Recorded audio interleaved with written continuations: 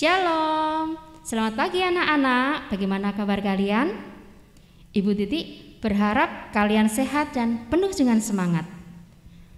Pada hari yang penuh sukacita ini kita akan memulai ibadah pada pagi hari ini dengan memuji Tuhan dan penuh sukacita dengan pujian Laskar Kristus. Anak-anak boleh mengikuti gerakan Bu Titi ya.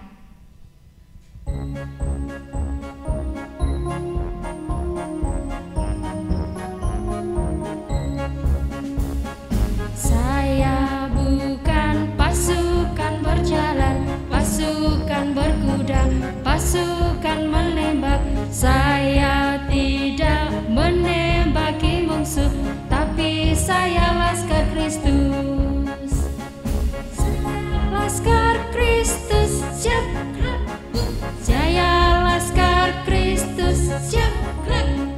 Saya tidak menembaki musuh, saya Laskar Kristus. Saya bukan pasukan berjalan, pasukan berkuda, pasukan menembak. Saya tidak menembaki musuh, tapi saya Laskar Kristus. Saya Laskar Kristus, siap. Saya Laskar Kristus, siap. Saya tidak menembaki musuh, tapi saya Laskar Kristus. Pahlawan kecil, Yesus panglimaku, Tuhan di pihak kita, siapakah lawan kita? Tidak ada.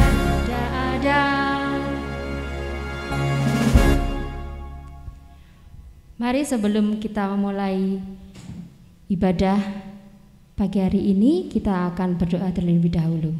Mari kita berdoa. Tuhan Yesus, kami mengucap syukur atas berkat yang Engkau berikan kepada kami. Pada pagi hari ini Tuhan, kami akan memulai ibadah kami. Tuhan, buka hati dan pikiran kami untuk mendengarkan firman yang akan Engkau berikan kepada kami. Berkati kami, buka hati kami dan pikiran kami untuk menerima firman. Terima kasih Tuhan. Amin. Anak-anak, pada pagi hari ini kita akan merenungkan firman Tuhan dari Lukas 7 ayat yang ke-11 sampai dengan 17. Bu Titi bacakan ayat hafalannya dari Roma 12 ayat yang 1b. Supaya kamu hidup mempersembahkan tubuhmu sebagai persembahan yang hidup, yang berkenan kepada Allah, itu adalah ibadah yang sejati. Nah, pada perikop ini, bacaan ini menceritakan tentang mukjizat Tuhan Yesus terhadap seorang anak muda yang sudah mati di kota Nain. Kota Nain ini terletak di antara Endor dan Sunem.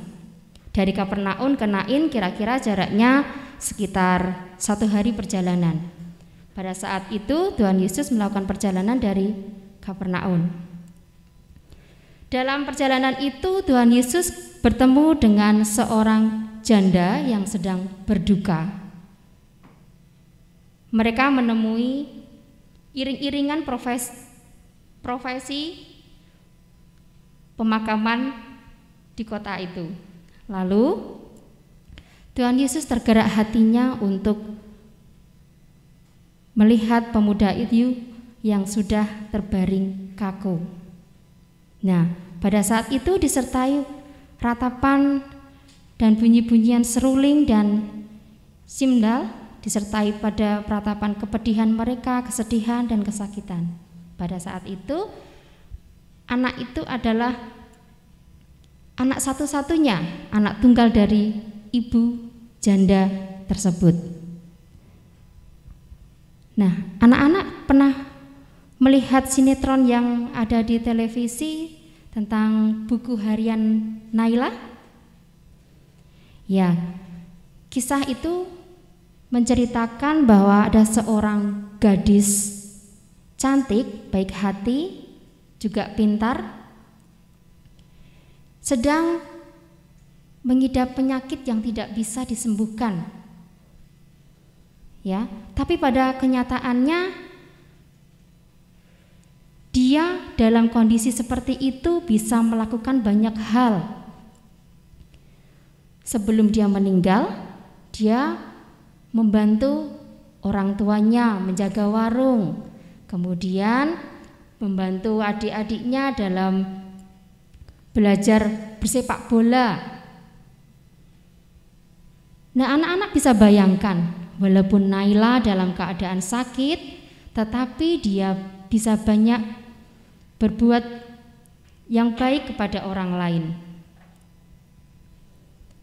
Dalam kisah Lukas yang ke-7 ini mengisahkan bagaimana Tuhan Yesus tidak tinggal diam ketika melihat seorang anak muda di kota Nain terbaring kaku. Dalam Lukas 7 ayat yang ke-13 mencatat bahwa ketika Tuhan melihat janda itu, tergeraklah hatinya oleh belas kasihan. Hal itu menunjukkan bahwa Tuhan Yesus sangat tersentuh melihat keadaan dan kesedihan janda malang dalam kisah itu. Sehingga Tuhan Yesus datang menghampiri ibu janda itu. Dan apa yang dilakukan Tuhan Yesus? Tuhan Yesus menyentuh anak muda itu dan membangkitkan dari mati. Tuhan Yesus juga begitu mengasihi anak-anak.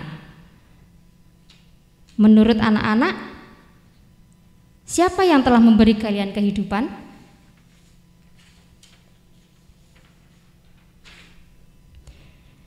Siapa yang memberi kemampuan kalian untuk berpikir, bercanda? Ya, benar. Dia adalah Tuhan Yesus yang memberikan anugerah bagi anak-anak semuanya. Kehidupan itu adalah suatu anugerah atau pemberian dari Tuhan yang mempunyai kehidupan.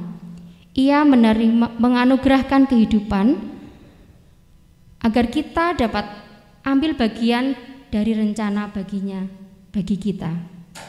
Bila kita sudah mati, tidak mungkin melakukan apa-apa lagi.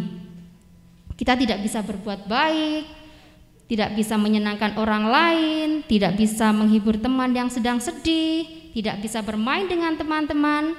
Nah, oleh sebab itu kita tahu bahwa hari ini masih bisa menikmati kehidupan yang telah dianugerahkan oleh Tuhan bagi kita. Maka kita harus menjalani kehidupan ini dengan baik. Kehidupan yang baik itu bagaimana?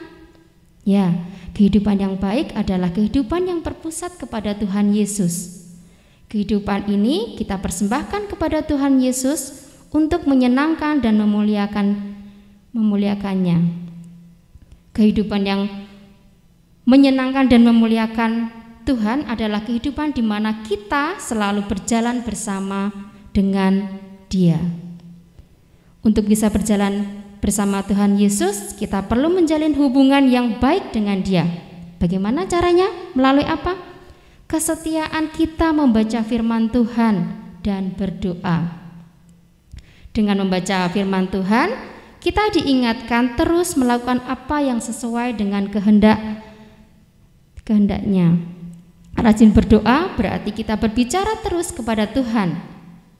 Anak-anak bisa bayangkan ya, apabila dalam satu hari itu anak-anak tidak disapa oleh mama papa kalian, bagaimana perasaan kalian? Sedih bukan? Nah, begitu juga dengan Tuhan Yesus. Dia yang sudah menciptakan kehidupan kepada kita, menganugerahkan kehidupan bagi kita semuanya, tidak kalian sapa. Nah, anak-anak, mulai sekarang mari kita berjanji untuk menggunakan kesempatan hidup kita bagi kemuliaan Tuhan. Bagaimana caranya? Gunakan semua tubuhmu ini untuk berpikir, belajar dengan rajin. Kemudian tidak menunda-nunda tugas yang diberikan oleh Bapak Ibu guru. Mungkin kalian terlalu banyak tugas-tugas yang ada, mungkin kelelahan atau apa.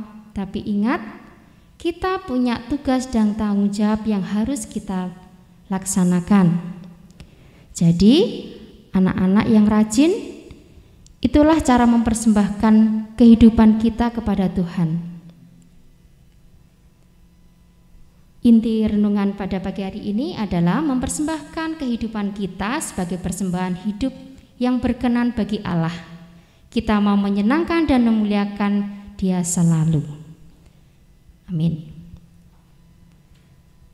Anak-anak bisa mempersembahkan berkat yang kalian punya yang ada di rumah masing-masing. Kalian bisa memasukkan di tempat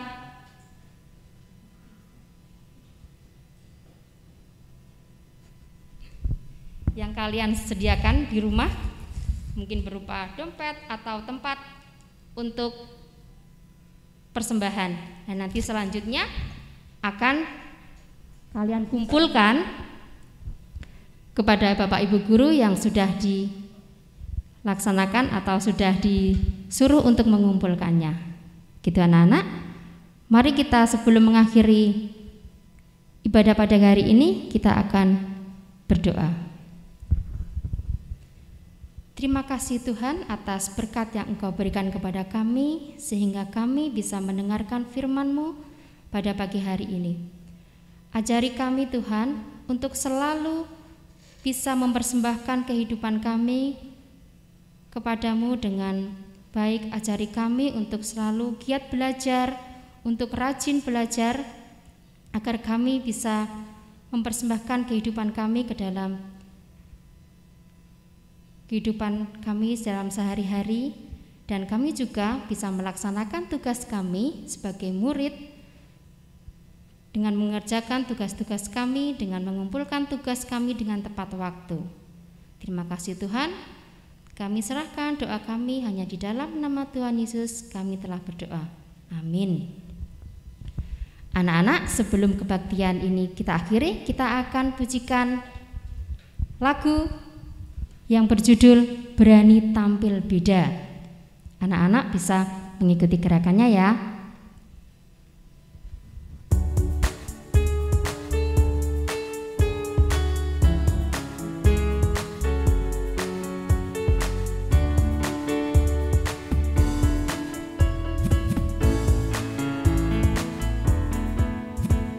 Saat iblis menggodaku, aku tolak dia dalam nama Yesus.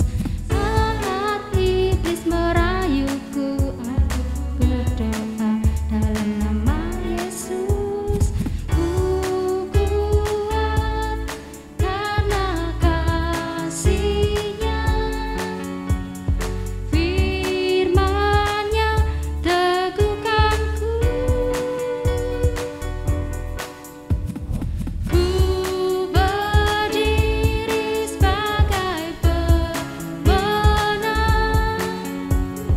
Aku berani tampil beda. Saat iblis menggodaku, aku tolak dia dalam nama Yesus. Saat iblis merayuku, aku berdoa dalam nama Yesus. Ku kuat karena kasih-Nya, firman-Nya teguhkanku. Ku berdiri sebagai pemenang. Aku berani tampil beda. Ku berdiri sebagai pemenang. Aku berani tampil beda.